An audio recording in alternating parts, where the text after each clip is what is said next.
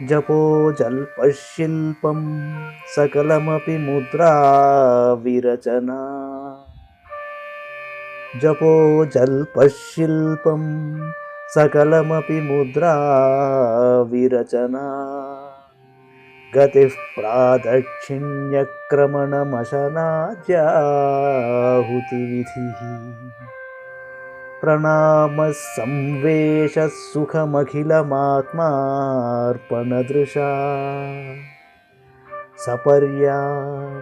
సపర్యాపర్యాయస్తవ భవతు యన్మే విలసితం.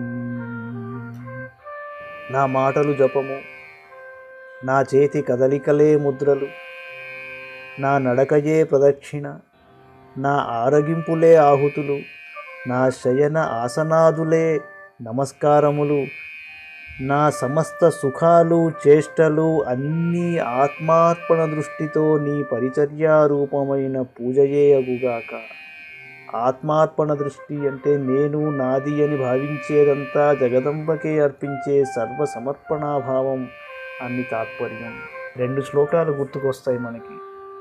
ఒకటి, నమంత్రం నో యంత్రం తదపి జనజానే అంటారు ఆదిశంకరుల వారు. కేవలం ఒక్క విషయమే తెలుసు, మాతస్త్వదనుసరణం కష్టహరణం అంటాడు. అలాగే రెండవది భగవద్గీతలోని 9వ అధ్యాయంలోని 27వ శ్లోకం. అక్కడ కూడా 27 సంఖ్యనే వచ్చింది. యత్కరోషి యదశ్నాసి యజ్జుహోషి దదాసి యత్ యత్తపస్యసి కౌంతేయ తత్కురుష్వ మదర్పణం.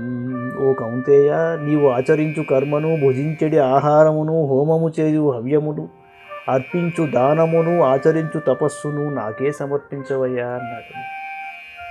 దైనందిన జీవితంలో మనమంతా ఎన్నో రుగ్మతలకు లోబడి ఉంటాం.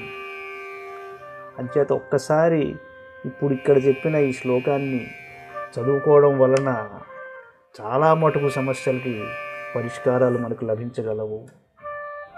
జపో జల్పశిల్పం సకలమపి ముద్రా విరచనా. గతిః ప్రాదక్షిణ్యక్రమణమశనాద్యాహుతివిధిః. ప్రణామः సంవేశः సుఖమఖిలమాత్మార్పణదృశా.